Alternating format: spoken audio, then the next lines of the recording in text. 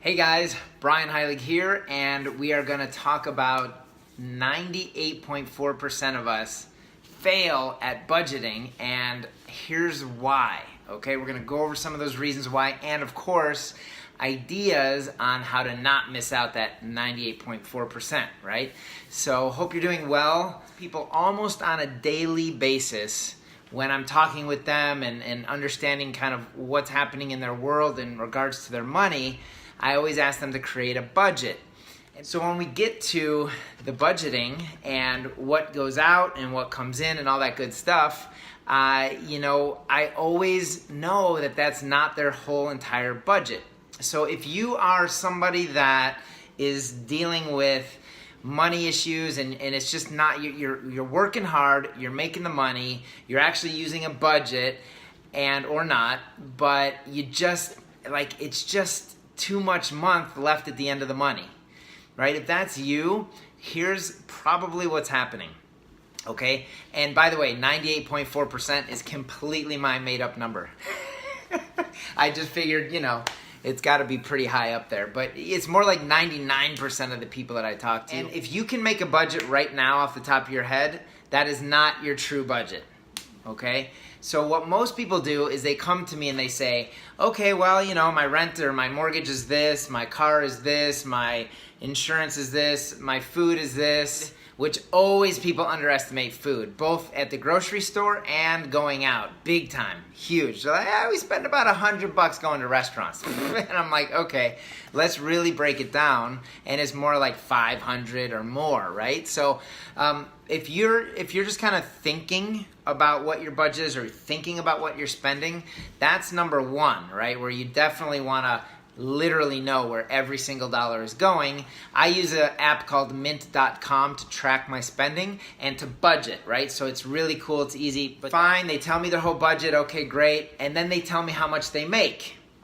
And then I ask a few more questions like, well, what about activities for the kids? What about your hair? What about your nails? Or what about Home Depot for the guys? They're like, what about whatever, you got to go down that entire list and really get a hold of it. But here's the biggest issue that I see. When we talk about the budget and I say, you've told me that you make this much after tax, let's say it's $3,000, but you're spending, just from what you've told me, and I know this is not even the whole thing, $4,000. How is it that you are living? How do we survive? I make $3,000, I spend $4,000.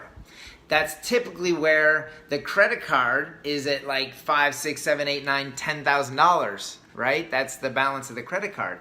That's what's the gap. The gap, you use a credit card. Most people use a credit card, right? Or even worse, they I don't know, it gets crazy. They're taking from their retirement or robbing Peter to pay Paul. You got Murphy at your door. It's a big mess.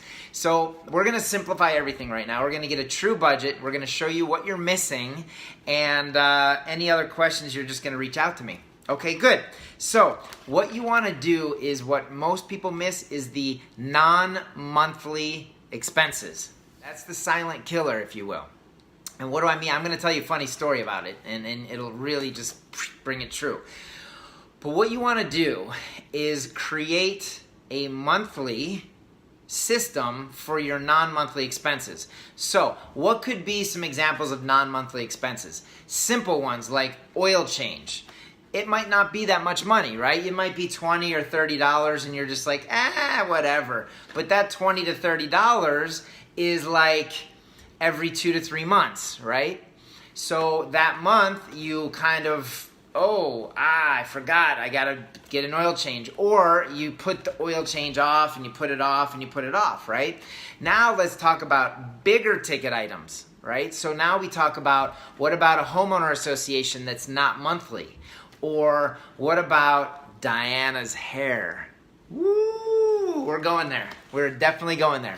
So when we were getting our finances in order and figuring all this stuff out, the damn hair was always an issue. So let me explain. Diana, if you don't know her, has a ton of hair. I mean, it's just like long and it's super thick and she's starting to go gray. Anyway, so she wants to every like 3 months or so, the works. That's what we call it. You got to do the works.